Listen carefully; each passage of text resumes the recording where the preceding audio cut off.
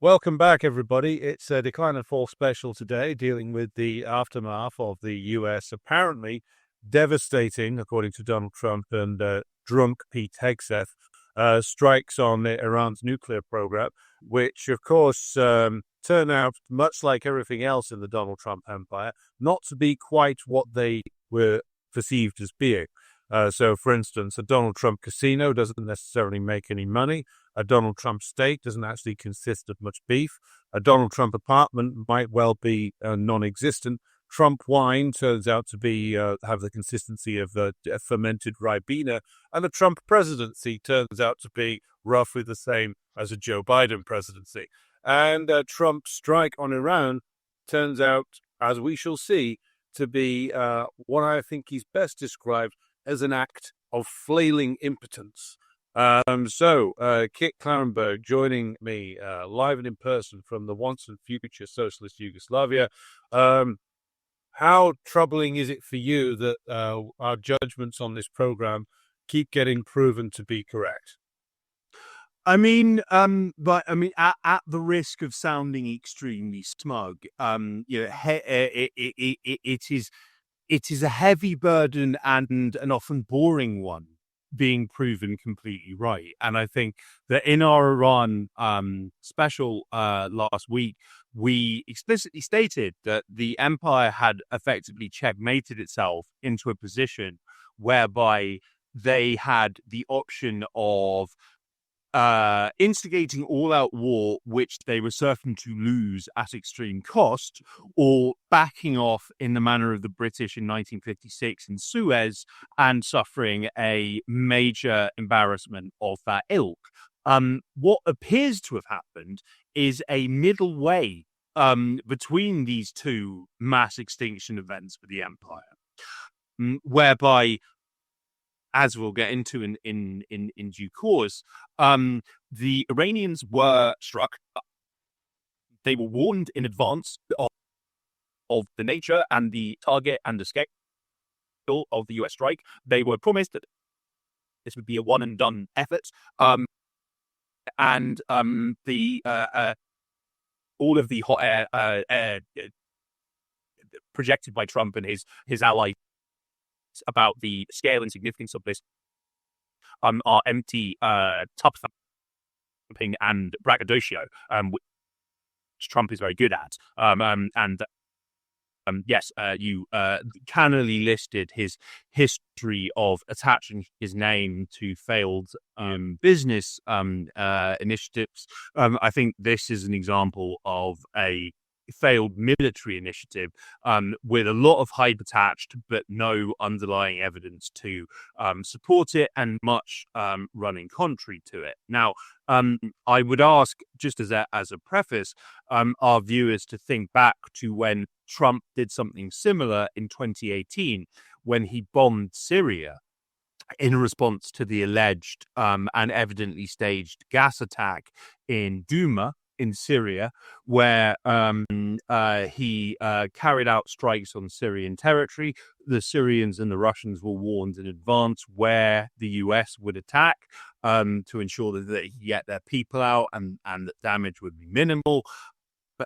But also, prefacing that attack, there was a now infamous CNN live report on the launch of US missiles towards Syria, where a CNN host quoted Leonard Cohen saying, "I am guided by the beauty of our missiles." And this time round, we didn't have that, because what was claimed happened didn't actually happen. Yes, I think we are living in to borrow a terrible phrase from disinformation experts, we are living in a post-truth world where reality is whatever people in power and their stenographers in the media say it is, without any reference to what is actually happening. Yeah, so what the what the US claimed was happening was that they were doing these pinpoint strikes on the Iranian nuclear program. Now, this has turned out to be a smoke and mirrors game, which was dismantled, or should we say, blown away almost immediately, because the Iranians themselves put out several statements basically saying that the strikes on these facilities were minimal, that they'd already moved the enriched uranium, about which the U.S. is allegedly so agitated, into other secure areas.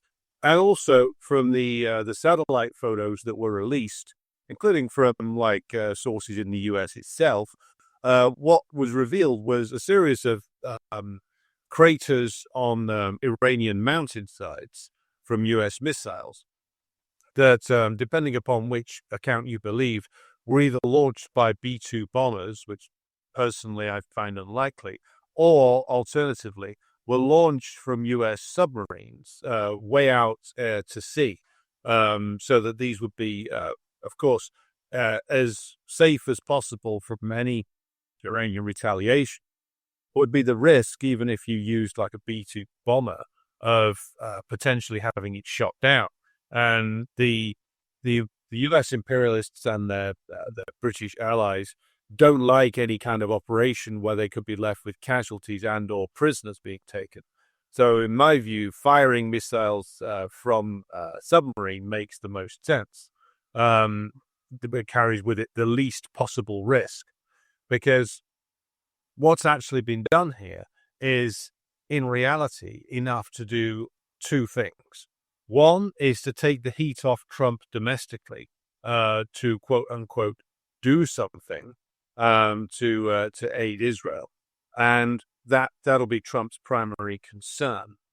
Secondly, it's enough to bolster somewhat the position of Netanyahu in Israel itself, where things are getting a little hot for old Bibi, and his begging of the U.S. to come in and intercede for him should be seen in that light.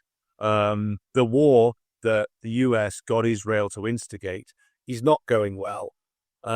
Its aim at destabilizing the governmental structure of the Islamic Republic, it is clear now, has not worked.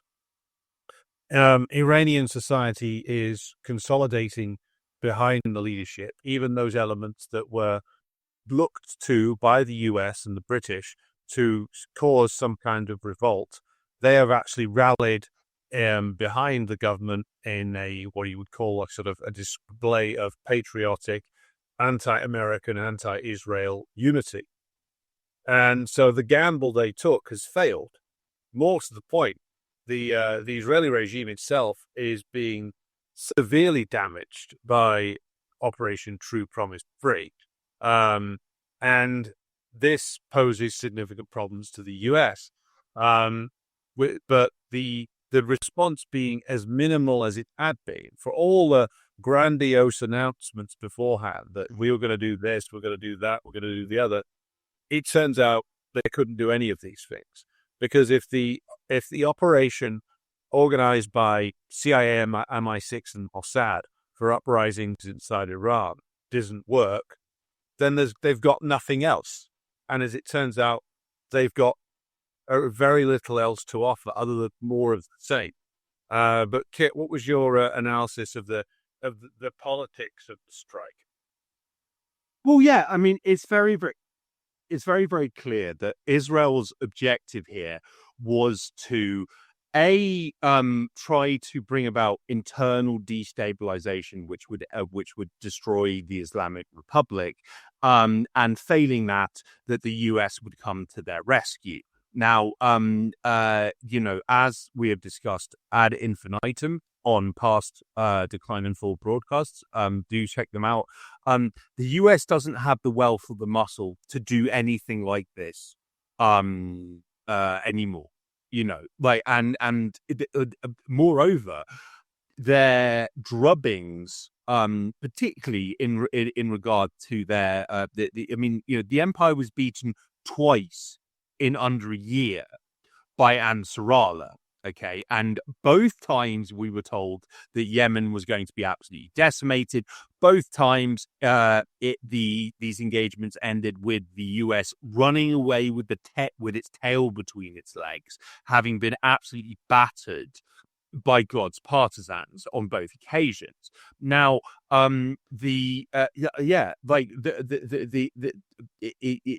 is a quite clear lack of coherent strategy here beyond, as we've discussed, just more war for more war's sake, and the desperate hope that the US will come to the rescue. Now, what I found quite interesting and notable about the aftermath of I believe it was called Operation Midnight Hammer, which sounds like a kind of 1980s like metal record title.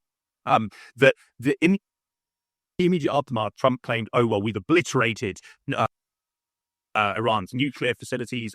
We've destroyed their nuclear program. This is a victory. We've done everything." The entire US media, from CNN to Fox, as if there's any meaningful difference between them, claimed that Iran's nuclear threat had been completely neutralized. Built of graphic maps are depicting this alleged neutralization.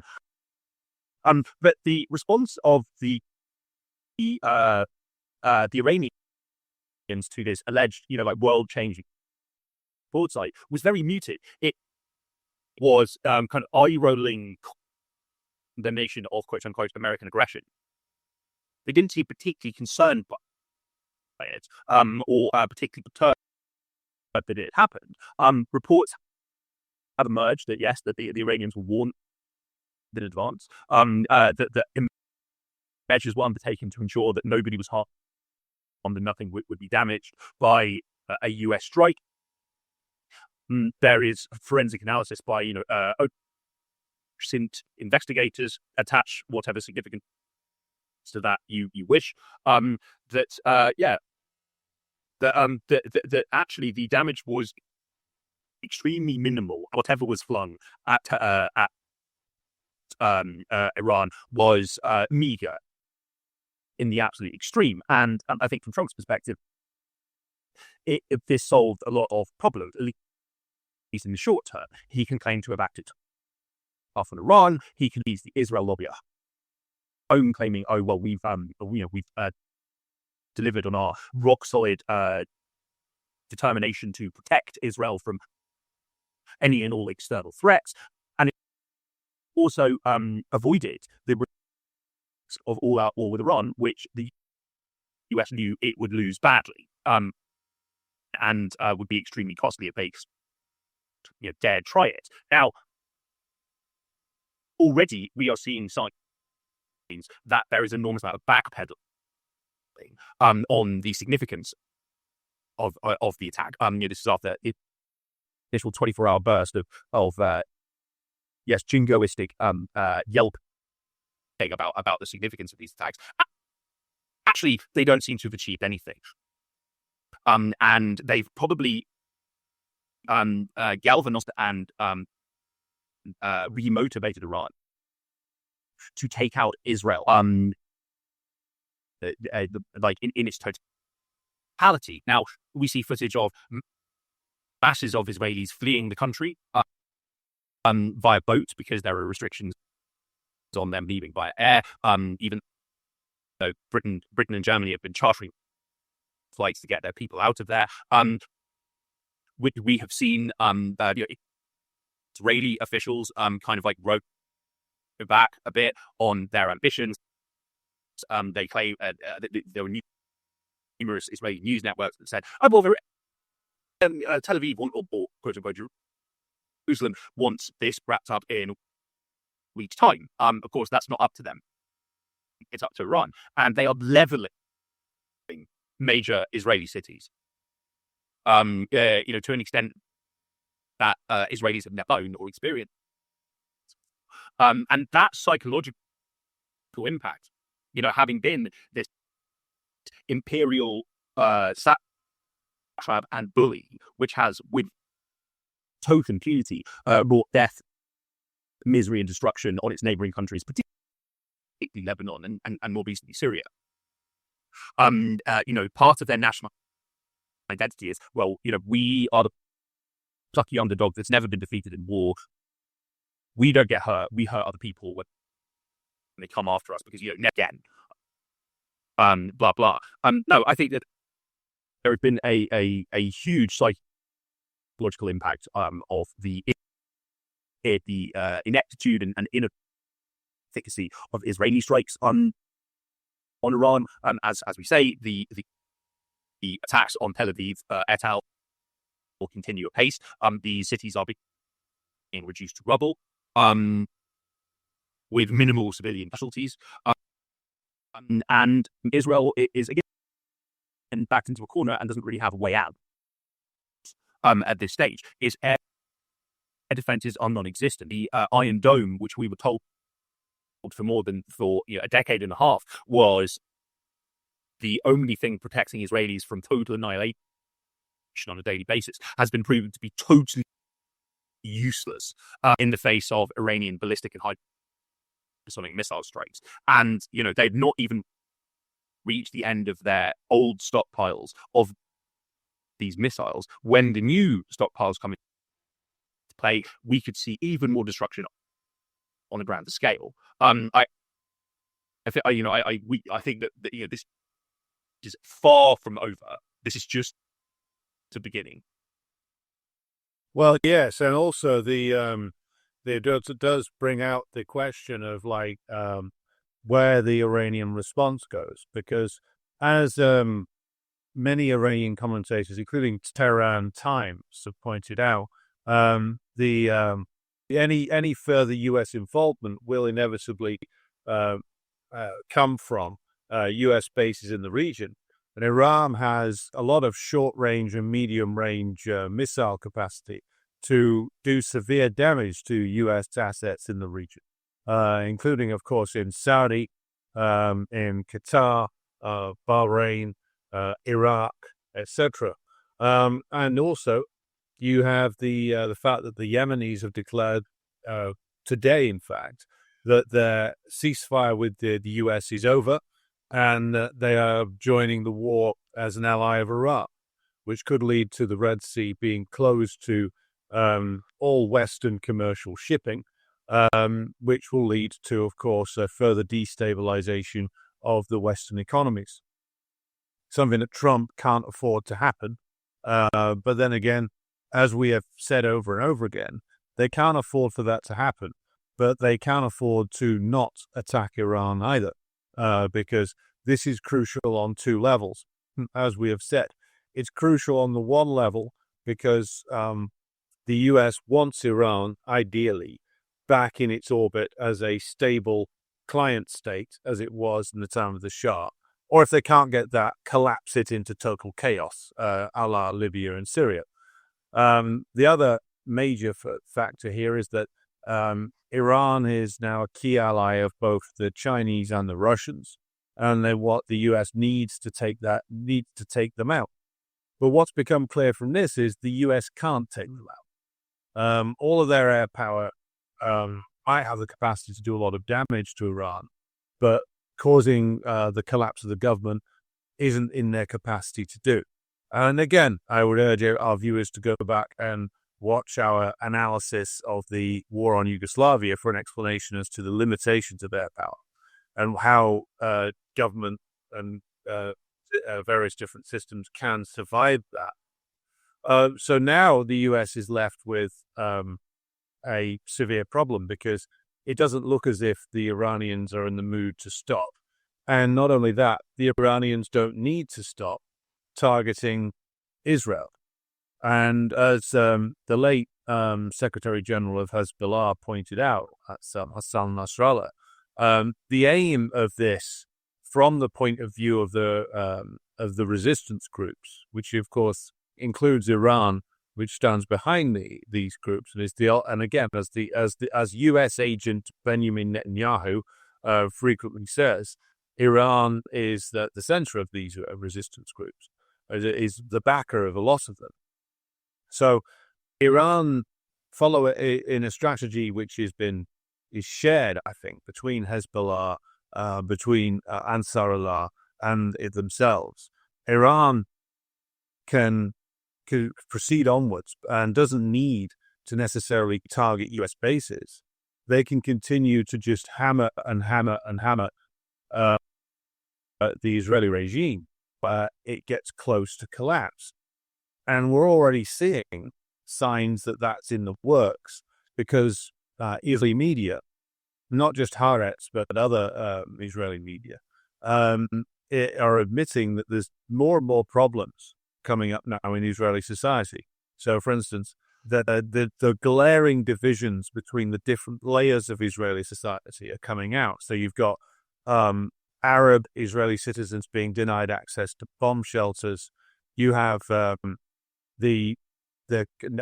for the first time, but a clear class conflict inside Israel itself between the rich abandoning ship and running away and everybody else who's going to be left there to face the consequences. Between those who have a second or a third passport sometimes, and that's quite a lot of them, and who can go back to where it is they originated from, and those who will be stuck there again, facing the consequences of Palestinian and wider regional revenge when it comes. So the falseness and the precarious nature of the Zionist entity becomes more and more clear the longer the Iranian operation goes on. It also becomes clear just how little the US can do. So that's why Netanyahu is now saying, oh, well, we want a ceasefire, but they're not going to get one because, as we have said over and over again, if the Iranians can cause the disintegration of the Zionist regime, then that's a huge, huge step towards actually liberating West Asia from Anglo-American influence, which is why I think that they will keep this going till Israeli society literally splits into pieces. But what's your take on this, Kit?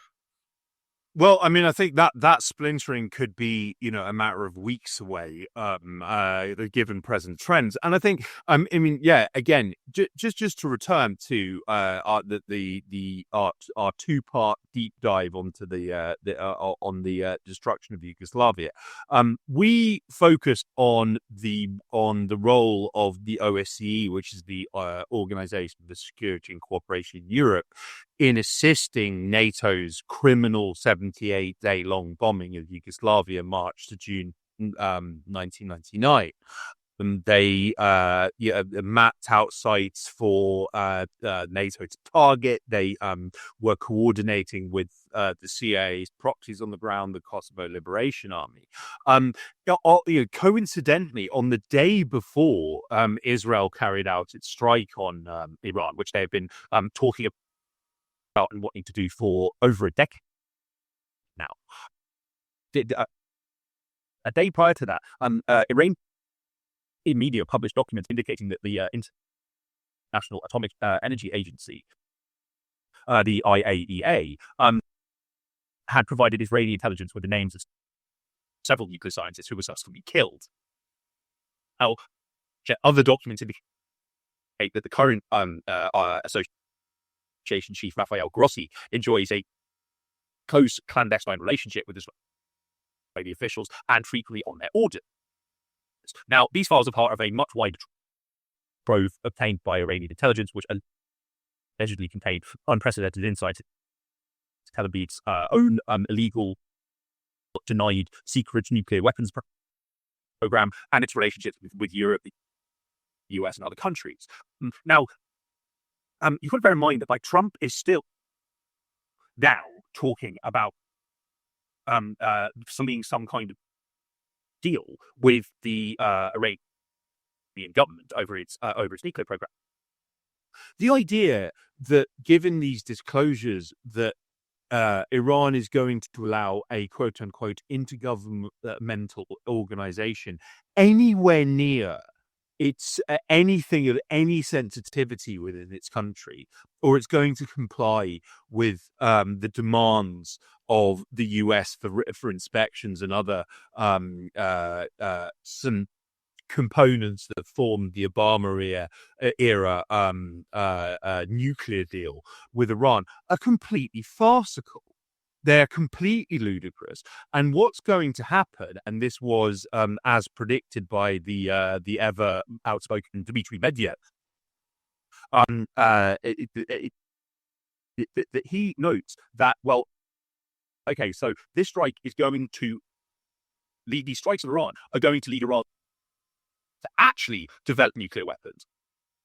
And that there are a number of countries ready to directly supply Iran with their own nuclear warheads. In this multipolar world, the number of sources for such munitions is actually quite vast. Iran could call on Pakistan, which has expressed an interest in defending Iranian interests in the region, despite the CIA coup that removed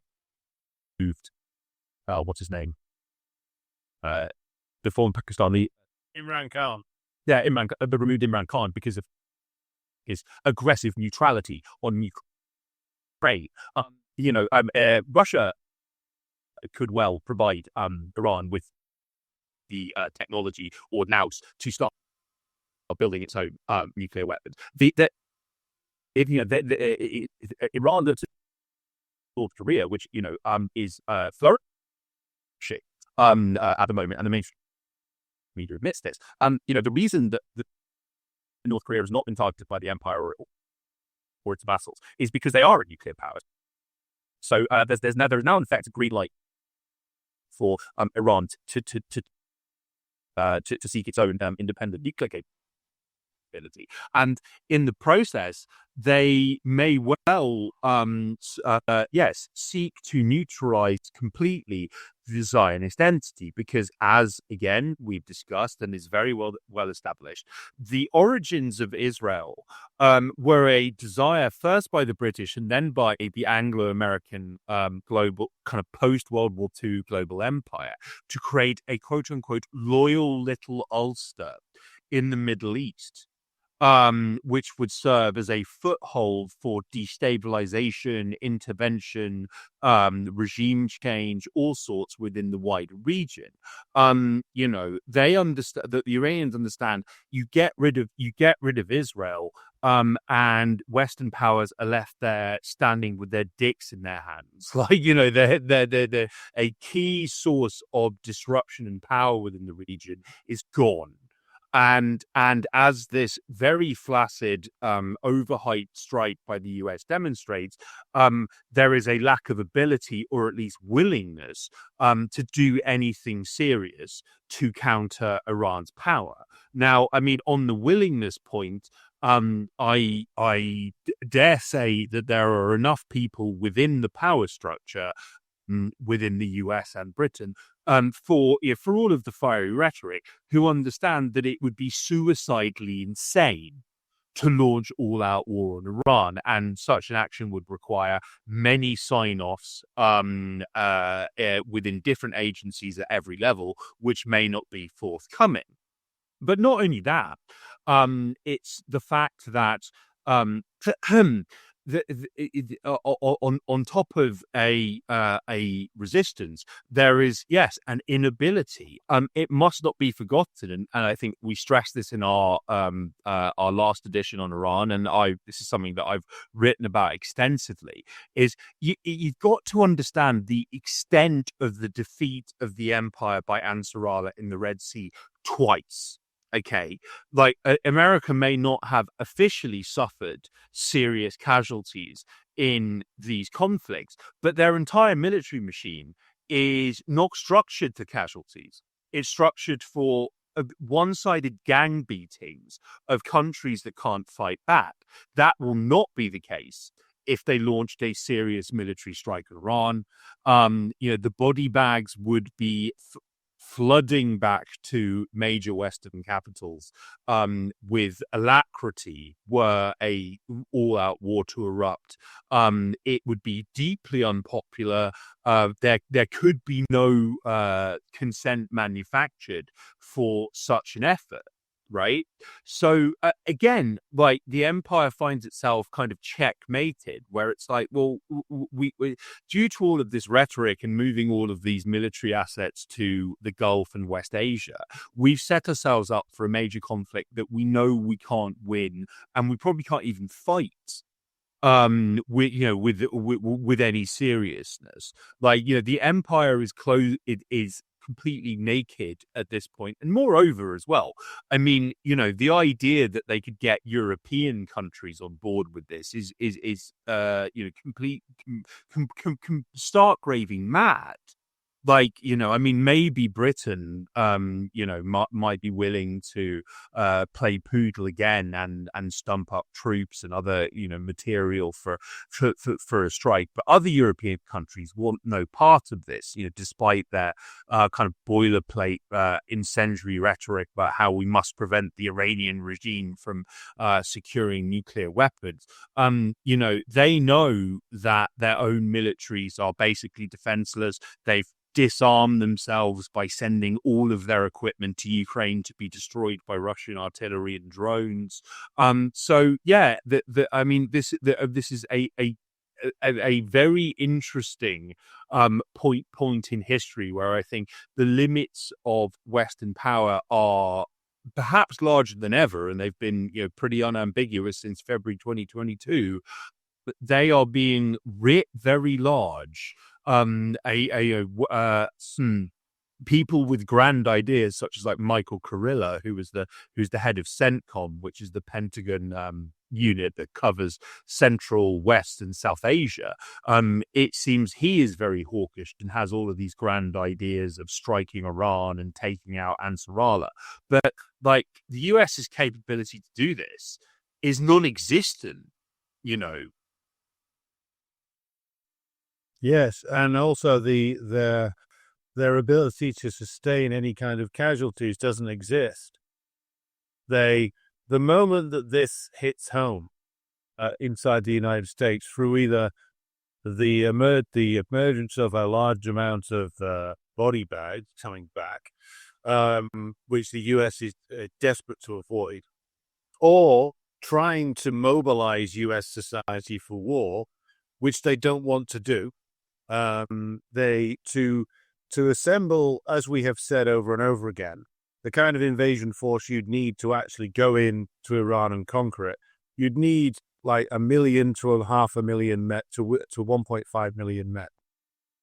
US doesn't have that. They're able to mobilize around about 50,000 to get into the region right now, at most. And not all of those will be fighting troops. So you would need to do a mass mobilization inside US society, which they don't want to do because this would engender like an awful lot of opposition. You think the LA riots were bad a few days ago. Try imagining a draft riot now, Try imagining Donald fucking Trump trying to mobilize a bunch of poor guys, well, from either rural America or like urban America, because neither of them is particularly fond of it. And so what you're going to end up with is like mass resistance to anything like that, to say the least. And so they know that. That's why they won't do it.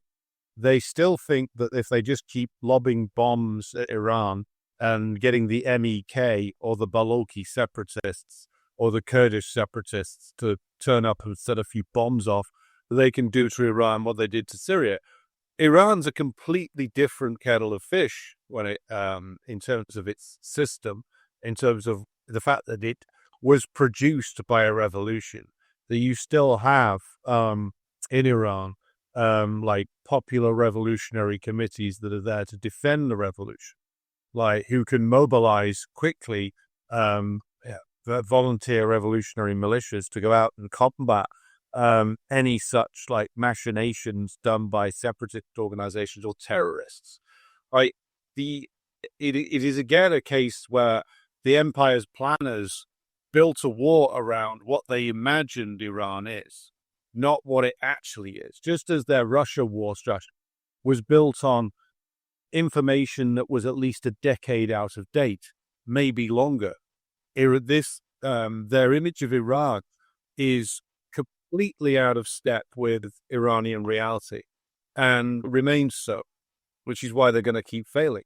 And we will be here to monitor this as it goes along. But it's worth noting that even the New York Times, and I will just share this article now, forced to admit in a piece released just the other day after the strike that Iran's nuclear dreams may survive even a devastating American blow.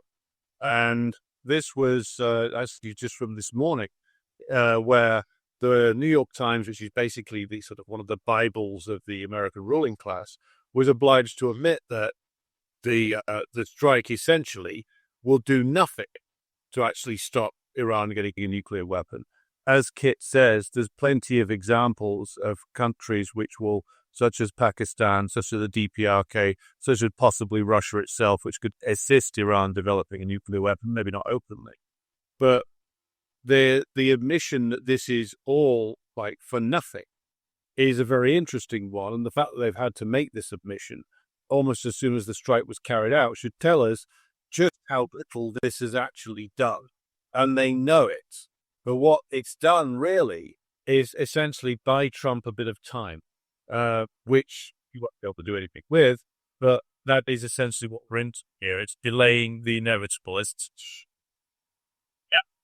think that the ever redoubtable armchair warlord had a very interesting write up of the attack that didn't bark on Iran by the US, where he notes that well, there's zero evidence these alleged bunker busters being used. There's zero evidence of the B-2 bombers being used. This would, if they had in video and photo evidence, would be forthcoming. But he also notes that that effectively what Trump is trying to do is rescue Netanyahu from consequences of his own idiotic decision to try and start a war that Israel can't win.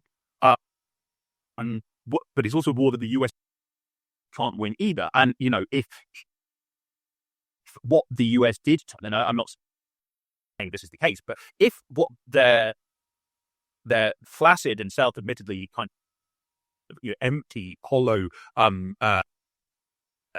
what's the word, demonstrative strike on Iran is the best they can do, then the US military is in an even worse state than we thought. If that's the extent of it, some missiles hitting some dirt, and not doing anything to damage the nuclear facility in any way, then the US is in serious, is in even worse trouble than we thought. And I might add as well that in effect, the Iranians, they are big on incendiary rhetoric. If there had been casualties or serious damage or anything substantive done by this, we could expect more than kind of a eye-rolling, we can condemn American aggression type statements to be issuing from Tehran, etc. We've not seen that. We're not getting it. But they are nonetheless moving to the Strait of Hormuz. Now, on the subject of suicidal criminal insanity, through the Strait of Hormuz, amongst other extremely damaging efforts to wreck the global economy, which Iran could very easily do if it truly wished. These are foreseeable consequences of a war between the US and Russia. That's without getting into the unforeseen consequences, of which could be massive. When the US and particularly Britain provoked war with Russia and Ukraine, they fully expected that the sanctions would destroy Russia's economy, that the Russian people would be turned against Putin, that this would be the end of his rule, and then Russia could be broken open for resource rape and pillage. It did really work out that way. And yeah, as you say, that was based on an understanding of Russian capabilities and economic strength that was fully out of date. You know, the expectation, which is quite clear, that Iranians would rise up against their government in response to these strikes. I mean, you do have to wonder what planet these people are living on. Like, I mean, we have seen a lot of Iranians rally behind their government, like, very publicly and very enthusiastically. They do not want regime change from the outside. They've dealt with regime change in general for their overwhelming part, and I think, as we discussed, last week, there is this Herius phenomenon where the supposed Iranian government in exile, or monarchy in exile, led by the son of Shah Pahlavi, who claims to be the successor to Iran's non-existent throne. Even his supporters admit that he has surrounded himself with such awful, hardcore, fascistic people who want leftists undrawn and quartered publicly, and independent media destroyed, and advocate for all of these extreme measures against dissent within the Islamic Republic. The second that they throw their lot behind a protest group in Iran, that protest group dies because no one in Iran wants anything to do with this. So it's like, they actually, again, much like in Russia, by doing this, and despite the fact it was so tokenistic and flaccid, they have created a public unity behind the government like never before. Iranians want to see their government succeed and ensure that they support their government's action to get into the Zionist entity and potentially against the US as well. This has backfired absolutely spectacularly. And it's like, and as I say, this toing and throwing over whether the US was going to launch all out war against Iran. We said on the last broadcast that it was inconceivable this would happen. I think that we have, at least so far, we don't know what the future holds, depressingly, but that stands strong. This notion that the US wouldn't dare launch all-out war against Iran, and but the boomerang effect of that could be absolutely massive. I think that Trump, in his perhaps traditional style, has hoped that, well, if we could throw a few missiles at Iran, claim victory, and then just move on, and maybe the Zionist lobby get off his back and stop threatening to release all the tapes that actually made of him having sex with children. But that was probably his expectation within this. But in the meantime, Israeli cities are being flattened. This is not something the local population's used to. They are suffering further brain drain and population collapse as people flee because they have multiple passports. I saw there was a BBC News report which featured a picture of someone waiting in line for an evacuation ship to Cyprus, and they had 4 passports in their hands. 4. Like, I have nowhere. We have nowhere else to go apart from all these other countries. Well, yeah, and that just tells you who a lot of these people are, which is it's an international, like, literal rogues gallery of like the worst people you could possibly imagine, which you always form the front line of the pro-imperialist forces wherever they're to be found in the world. Kit, I think there's only one way we can properly end our discussion today, and that is with a piece of footage which you unearthed the other day, which I think very adequately sums up like what you do in terms of what you create when you build an entire society on wild narcissism. So with this in mind, I am going to add to the mixture this particular piece of footage, which comes to us from Occupied Palestine.